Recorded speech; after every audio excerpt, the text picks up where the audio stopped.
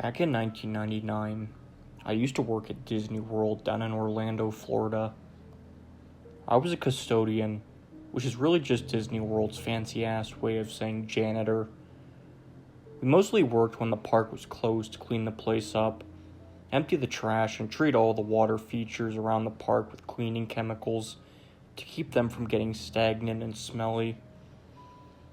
But there was also a little guest interaction involved too, including things like giving directions, helping guests plan their day, and answering the millions of questions they'd have about the park. So I suppose my job was 70% janitor and 30% walking information point.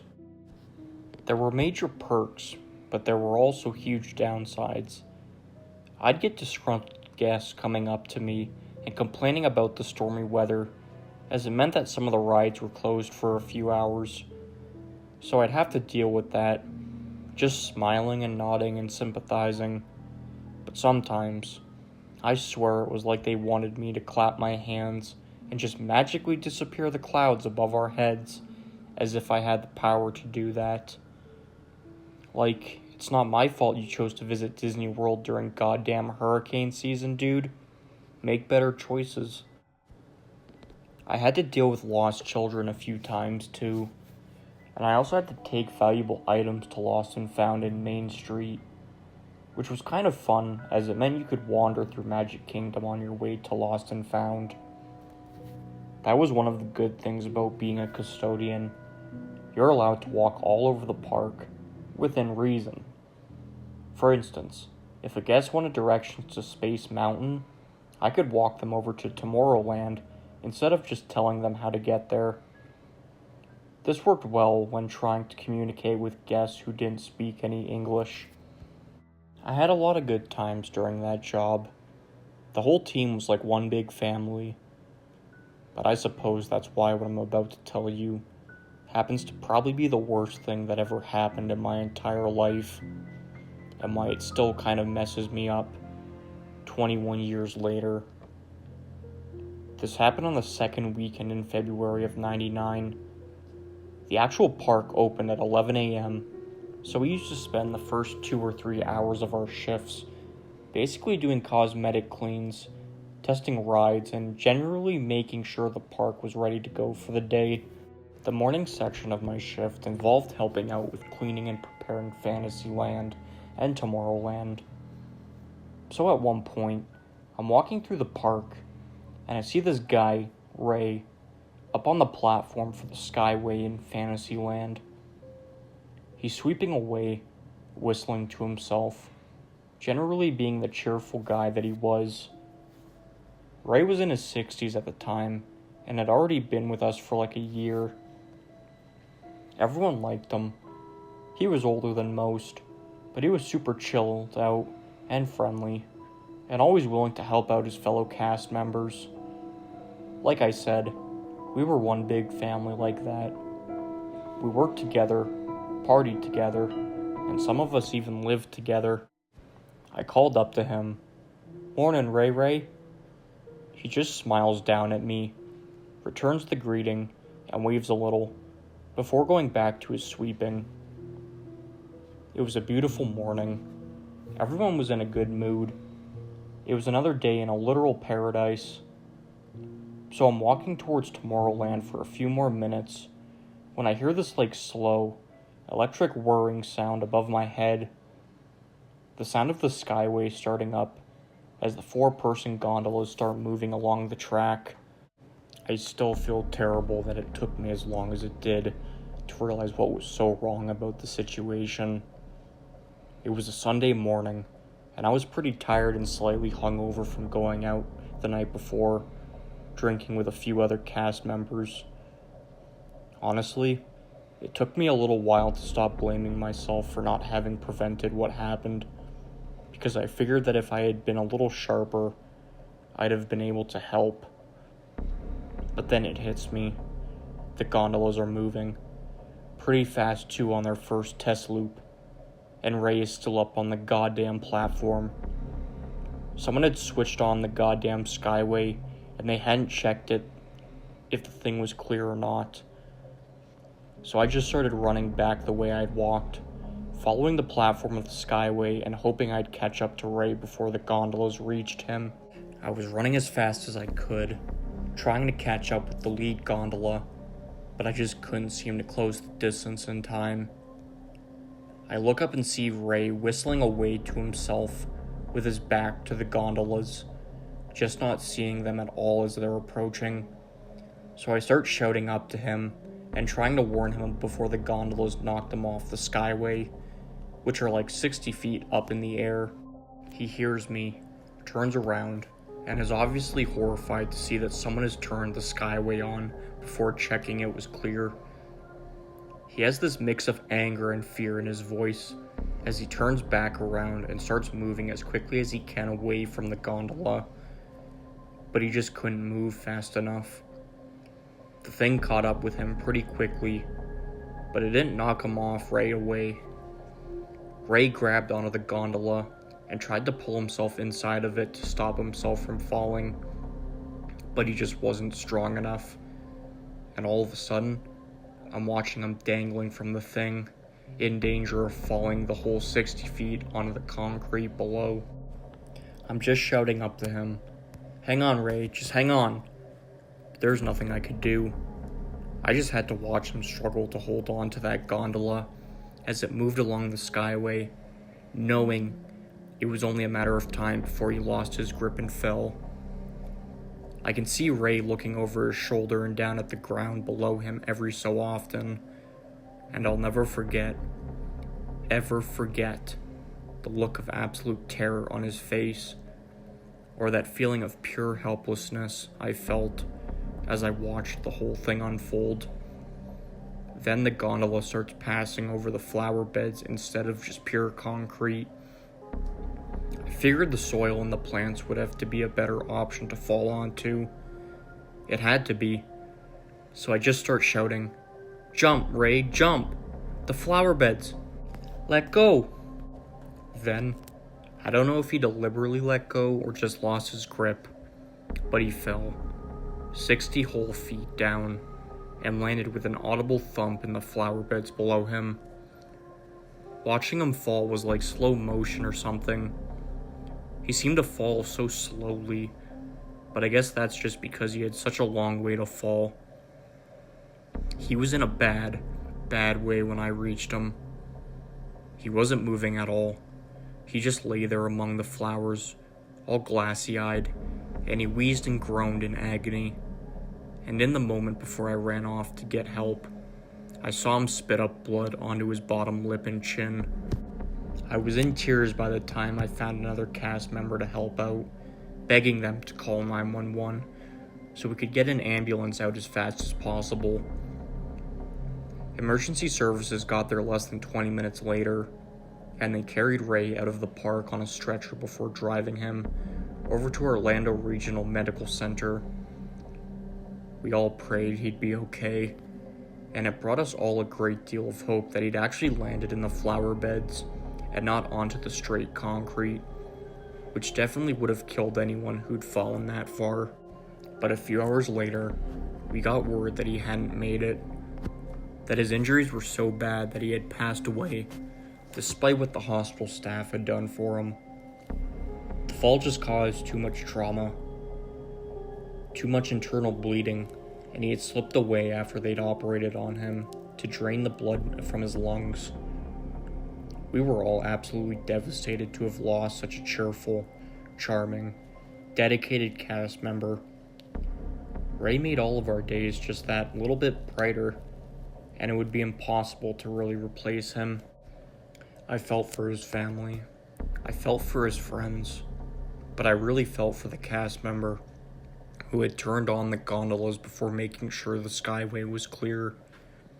Technically, Ray should have been done with his sweeping by that time in the morning, but like I said, he was dedicated. The kind of guy who didn't finish a job until it was properly done.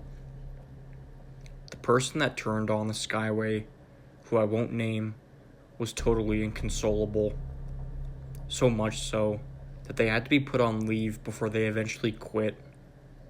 They blamed themselves for Ray's death, saying they should have checked the cameras, done a walk around to make sure the platform was clear. It was no one's fault. I've come to terms with that. It was a simple breakdown of communication, and it could have happened to anyone. It wasn't my fault. It wasn't Ray's fault. It wasn't the Skyline operator's fault. It was just a horrible twist of fate. Everyone that could get time off attended Ray's funeral. We all wanted to be there for his family as best we could, to assure them that their husband and father was one of the sweetest guys we'd ever known. Ray was the first cast member to die in the park in over 10 years, and a little memorial was put up backstage for him so that we could all remember him at his best, with a smile on his face, instead of scared and broken. Rest in peace, Raymond Barlow. We love you and we miss you every single day.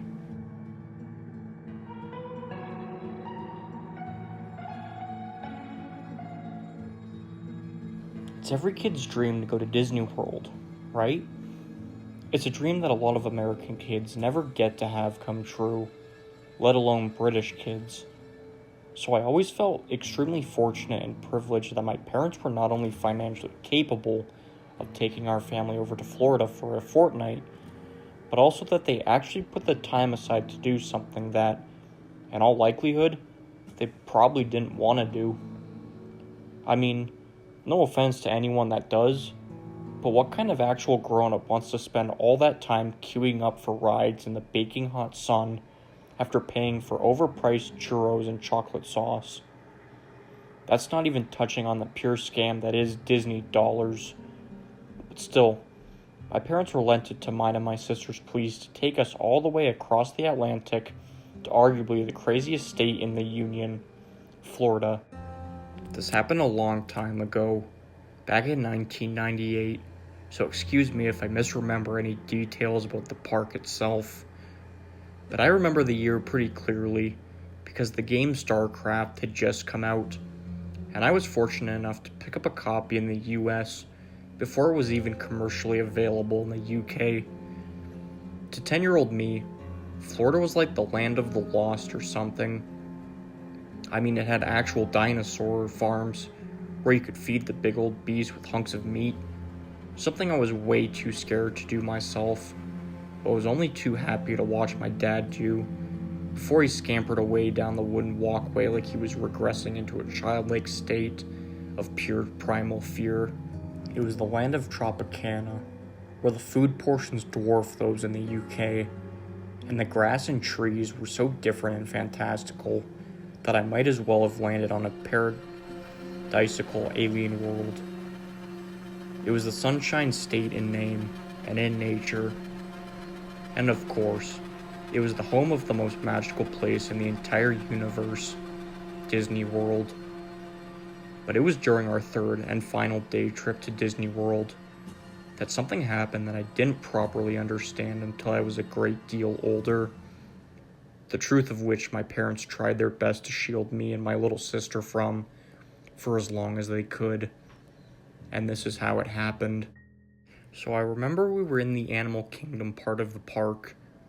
I was always really interested in natural history when I was growing up, so I was particularly excited to see this part of Disney World and was incredibly happy and excited to be there. I had to wait 3 whole days at Disney before we finally got to see that particular part of it, and every other kid there seemed to be just as happy as I was, all except one. On the shuttle bus out to the park, I remember seeing this one little girl with her dad who looked uncharacteristically miserable for a kid who actually had the good fortune to be visiting Disney World. But I mean, there's always one moody kid out of a bunch, isn't there? One who never seems to have any fun no matter what's happening. So honestly, as confused as I was about it, I forgot about it pretty quickly, as my own excitement at seeing all the animals quickly overwhelmed me. My favorite Disney film was The Lion King, so go figure, I was buzzed. But throughout the day, whether we were on rides or on the little safari tour thing, or eating at one of the cafes there, I'd see this little girl with her dad, and she looked consistently exhausted and unhappy. I found myself staring to the point where my mom and dad were like, "Stop staring at other kids. It's rude." So I did, because I knew they were right. Of course it was rude to stare. And besides that, the little girl seemed awfully upset, and surely me just staring at her would only make it worse.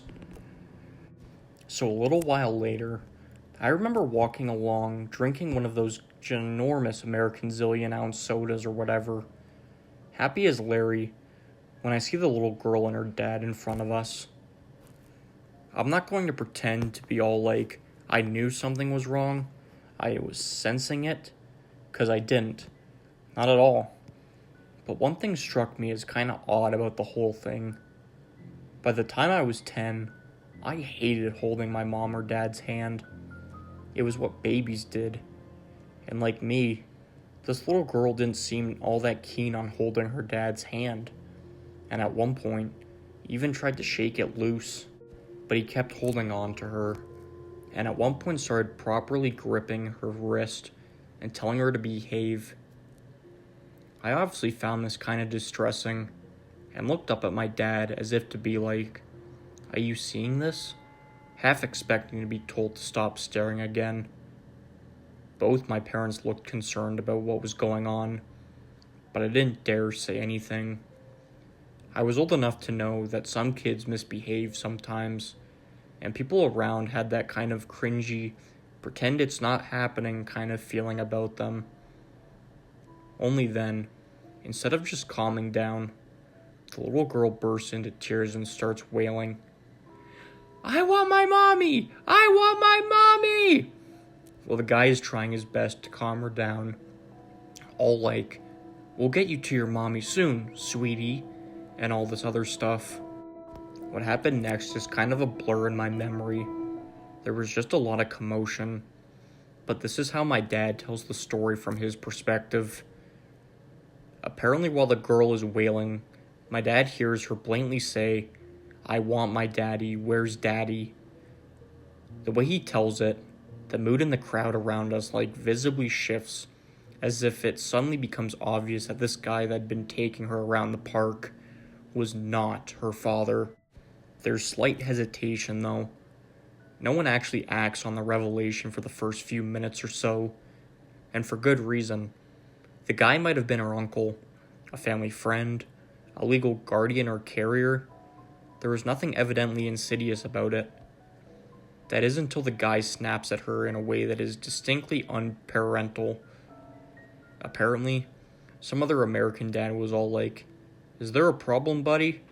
or something. And the guy is quick to calm the situation down by telling them that, no, there's no problem. The little girl is just having a temper tantrum. Then, someone asks the guy if he's actually the girl's dad, to which he apparently replies, "Yeah," before again trying to reassure the gathering crowd that everything was okay and that she was just throwing a tantrum. Now the next part I remember pretty clearly because the girl shouted something before the man with her clamps his hand over her mouth so hard it sounded like a slap. My mom starts pulling me and my little sister away from the scene since it was starting to turn ugly, really fast. According to my dad's version of it, what the girl had screamed before the guy tried to shut her up is that he wasn't her dad at all. Not only that, but he had took her. That's when it starts getting confusing for me again, because all kinds of people start moving forward and blocking my view. All of the shouting and shoving kicks off, but I do remember seeing this tubby woman shove her way through the crowd of people with that same little girl in her arms, who by that point was just sobbing uncontrollably. After that, I remember seeing the crowd that had formed around the guy begin to sway and shift.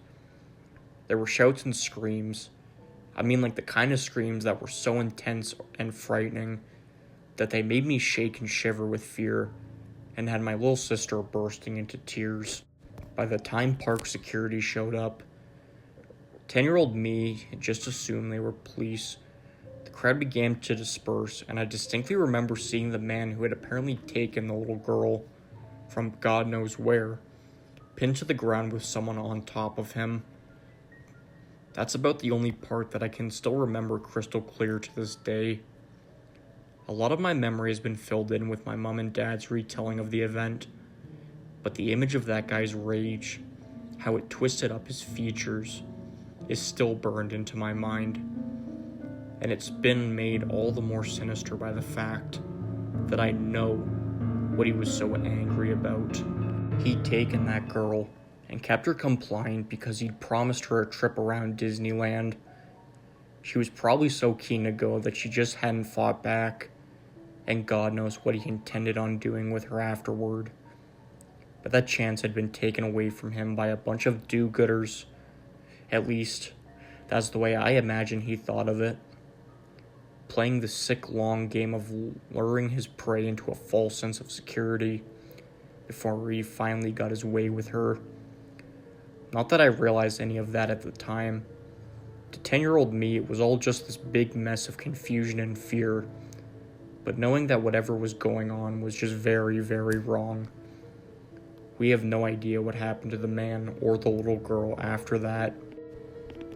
No one spoke of it again for the rest of the holiday, and I'm pretty sure it was almost 5 or 6 years before one of them actually brought it up with me and explained exactly what the situation was.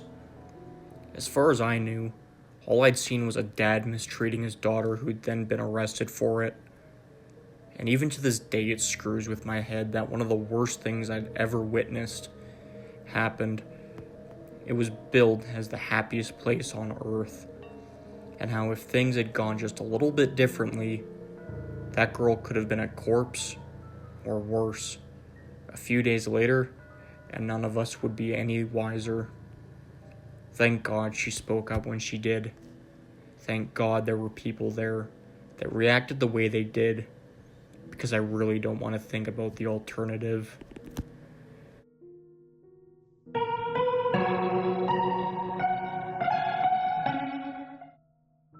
I grew up a military brat in San Diego, California.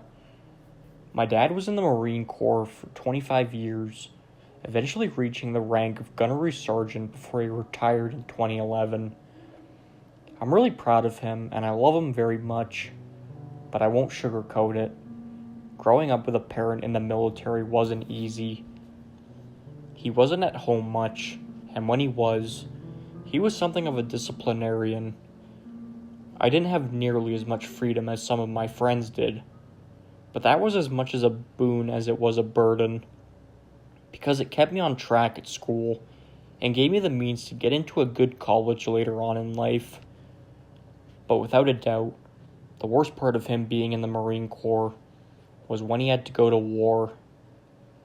Although he wasn't part of the initial invasion force, my dad was deployed to Iraq in June of 2003. I was 11 years old at the time, and it really sucked having to say goodbye to him.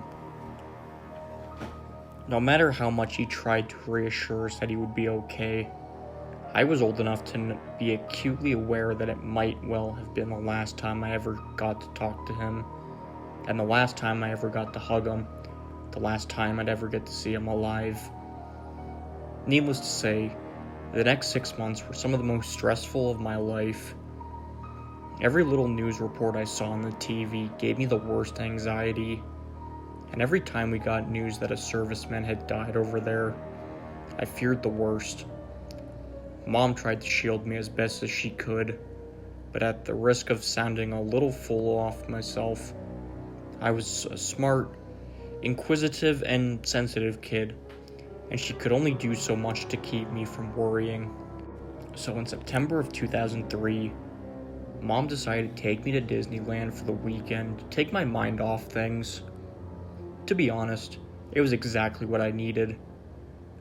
I was hugely into Disney movies when I was a kid, and although I'd been over to Disneyland a few times before, being so stressed around the house meant seeing it again was like doing so through fresh eyes. I took pictures with as many characters as I could, and each ride me and my mom went on seemed to alleviate my anxiety and depression that little bit more. The whole first day was going wonderfully well. That wasn't until we got in line to ride the Big Thunder Mountain Railroad. I'm pretty sure it was about 11:30 by the time we got into the little rail cars for the ride itself. Everything was going smoothly at first. We're speeding along all these twists and turns until we hit the little fake desert setup and then up an incline into a dark tunnel. I just remember feeling like this jolting sensation shake the cars, all while we're in the dark. Then this horrible grinding of metal and a thud before people in the cars in front of us started screaming. Everything came to a sudden stop, and everyone was all really shaken up from it. But it's then that I heard some of the worst things I've ever heard in my life. This woman starts asking out loud, "Mark? Mark? Mark, wake up! Wake up, Mark!" We're all mostly in the dark, but there's a little bit of light coming from the openings of the tunnel on each side of us. And I remember seeing how some of the cars weren't even on the track anymore, and that the cars in front of us were all wet and shiny with some kind of fluid. A fluid that I would only later realize to be someone's blood. In the moments after the rail cars came to a stop, people started climbing out of them and walking down the tunnel as fast as they could, calling out that someone was hurt really bad and that we needed help up there as soon as possible. As me and my mom climbed out of the rail car and followed, I could see that the train car thing at the very front of the coaster had derailed, and that the rear of the thing had mounted the car behind it. It was only then that I realized that whoever was in the car behind it would have taken the full force of that thing as we sped up that incline. But there were also people in the cars ahead of us who were trapped by it, stuck in the rail cars and unable to get out because of the way they were positioned in the tunnel. Thankfully, me and my mom weren't trapped, so we could just get out of there. But I think it took another half hour before firefighters could get them out, so that paramedics could treat them before taking them to the hospital. All the people that could get out were herded by park staff towards the River Bell Terrace, where a medical treatment area had been set up. Like I said, me and my mom were mostly okay, just a little shaken up from the whole thing. But there were people with some pretty serious injuries who hadn't been so lucky. And we later found out that a guy who'd been in the first car had actually died of his injuries. It's horrendously tragic that someone should lose their life when all they wanted to do was go to Disneyland to have fun on a few roller coasters. And I know it's kind of messed up for me to think of it like this, but we got really lucky that day, as way more people could have died. And honestly, I was surprised when I found out that it was only one person that lost their life that day. At least half the riders on the coaster could have died from the way that train straight up mounted the cars behind it. Since that day, I've never, ever ridden a roller coaster, and theme parks in general just kind of creep me out. I know they're super fun, and I hope I get past my fear of them one day. But for the time being, I'm more than happy to just avoid them and stay safe, because even the sound of people screaming on them reminds me of Big Thunder Mountain, and the way that poor woman just kept screaming for her husband or son, or whatever, to wake up.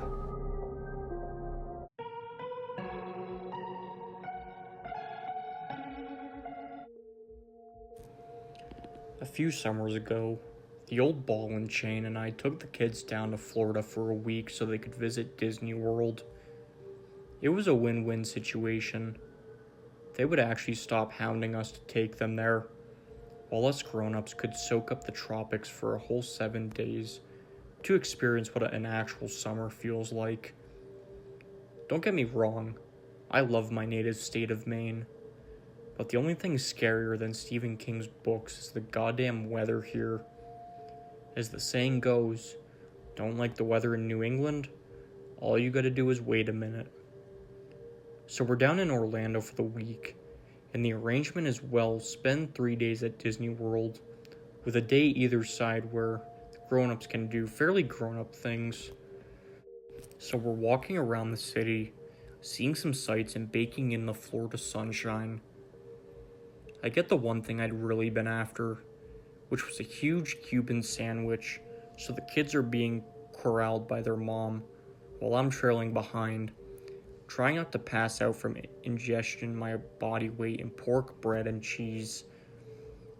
At one point, my wife needs to use the bathroom, so I'm in charge of keeping an eye on the kids while she runs off to find somewhere that'll let her use the bathroom without making her open her purse. Now, admittedly, this is where I fell short of being my best as a father. I find a bench nearby, plant my ass down on it, and tell the kids to stay where I can see them, which, since I shut my eyes and started sunbathing like the disgusting greasy lizard person I was a little redundant. Next thing I know, I'm about to doze off when I kind of jerk out of my haze thinking, damn it, the kids. I get up, look around, and see my son like halfway down the street talking to some guy dressed as Mickey Mouse.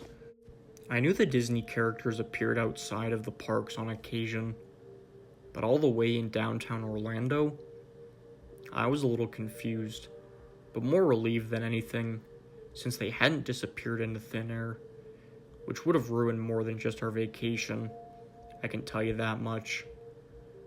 So I'm walking down towards Mickey when I start to realize there's something not quite right about him. The Mickeys in the parks were super animated, big theatrical movements to keep the kiddies entertained and stuff. This one was anything but. While my kids are basically dancing around him, wickedly excited to see him outside of the park, Mickey is just kind of staring at them, almost like Mickey Mouse had taken a few Mickey pills. Sorry, dad joke. Comes with the territory.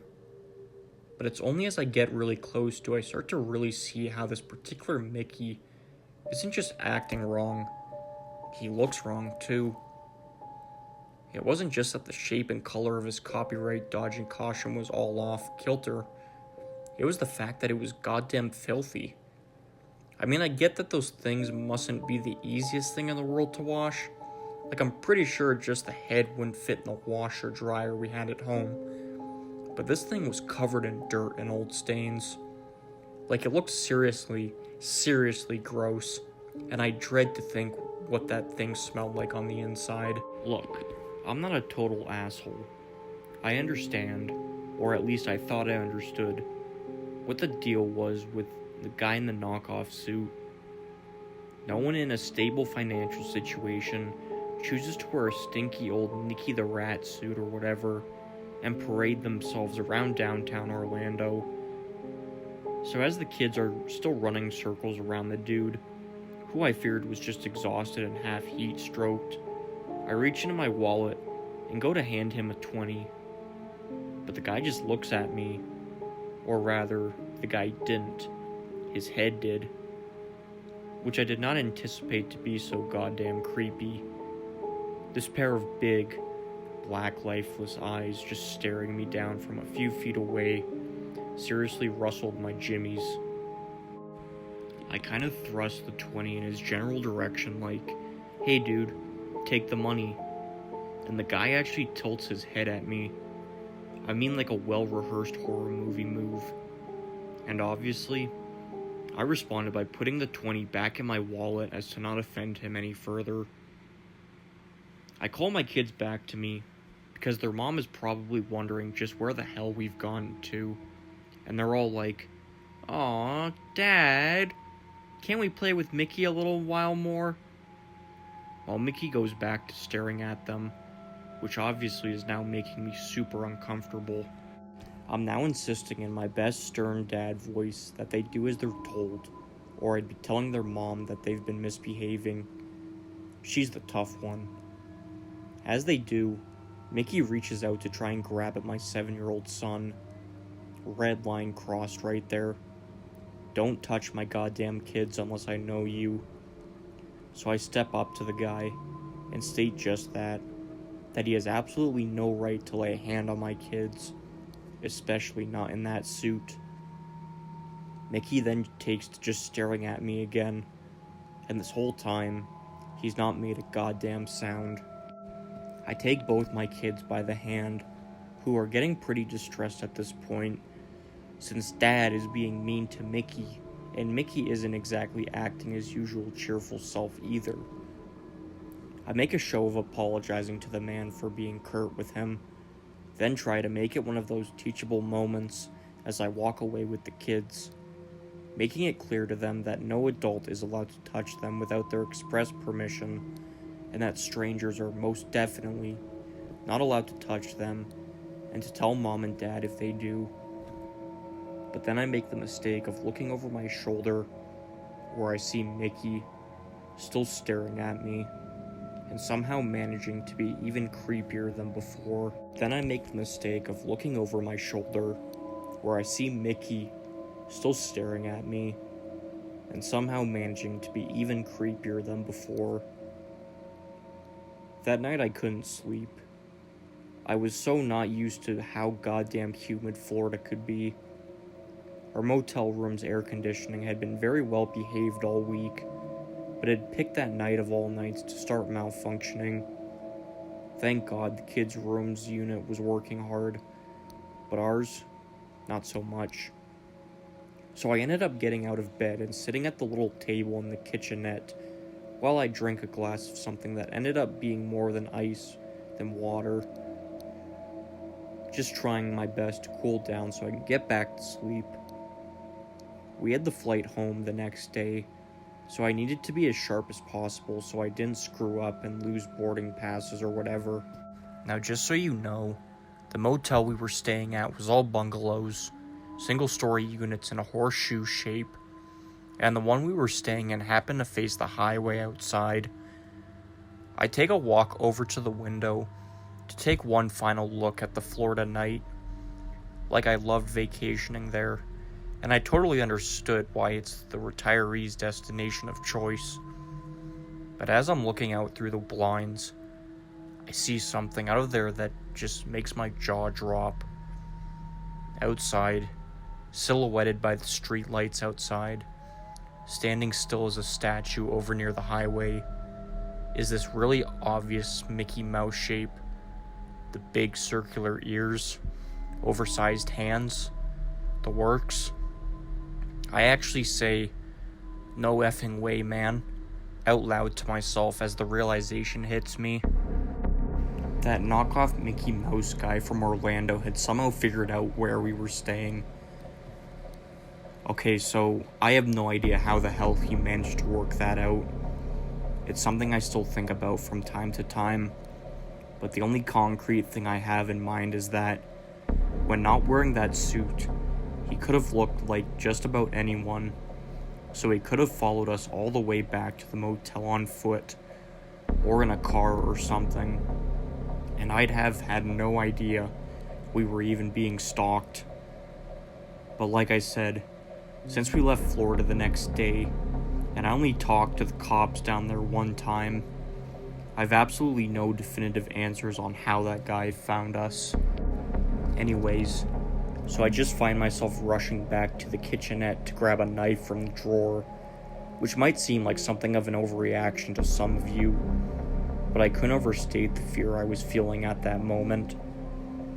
Something happens when you're a dad, something where you're just not willing to roll the dice with your kid's safety. So whatever was about to happen, there was no way I was going into it with just my fists. So, knife in hand, I rush back to the window and look out to see that no one is there anymore. Note that I said no one and not nothing, because lying in the parking lot, about 100 meters closer to the hotel room, is the entire knockoff Mickey Mouse costume, just lying there on the tarmac. I'm just staring at the thing in terror for a moment. Like, this guy just stripped off his costume in about 15 seconds, and is now nowhere to be seen. Then what happened next is like something out of a horror movie. I'm checking the peripheries of the parking lot, trying to spot the guy, when boom, he appears right in front of the window and bangs his head, yeah, his actual head onto the glass window. He did so hard I thought it would knock the entire pane out. I almost had a heart attack right there, and whatever yelpy scream wail I made when the guy appeared immediately woke up the wife and kids. I tell the missus to get into the kids' room, lock the door behind her, and call the cops, which after a few terrified questions pertaining to just what the hell was going on, she did. I'm guessing the window pane was like security glass or something, because this guy, who by the way was completely naked from head to toe, couldn't seem to break it no matter what he threw at it. Fists, forehead, whatever. It just boomed and shook in the frame. The whole time I'm just waving the knife at him and shouting, "The cops are on their way! The cops are on their way!" The second of which he seems to respond to far more than the former. But still, he switches his attention to the door, trying to bash it open as I rush over to the kids' room and ask my wife if the cops have sent anyone yet. I hear her respond with a yes, and by the time I get back to the window, the banging has stopped, and the empty Mickey suit is gone from the parking lot. I just watched that parking lot until I saw the blue flashing lights approaching, and only then was I really able to breathe properly. I gave statements to the cops who arrived, told them all about the earlier interaction I had with the guy, and figured it would be pretty easy for them to find a guy who would be butt naked if he didn't have this huge Mickey Mouse suit on. But like I said, it wasn't like we were there for much longer, and the next day we caught the plane back home to Maine and back to reality. I had to get on the phone to Orlando PD to see if there had been any developments at all, which to my surprise there hadn't been. There hadn't been a single arrest pertaining to the incident that night, despite having questioned several Disney cast members, both current and former. I know that might seem like a really anticlimactic way to end the story, that no one was caught, nothing was resolved, and I have absolutely no revelatory or illuminating piece of info to share to make you all be like, "Oh my god, the call was coming from inside the house." But that really is where the story ends. The guy found us, he terrorized us, then we left Florida. I suppose I can end by saying that I'm looking forward to going back at some point when the kids are older and they have no interest in going to Disneyland, but definitely not anytime soon, and definitely not to downtown Orlando.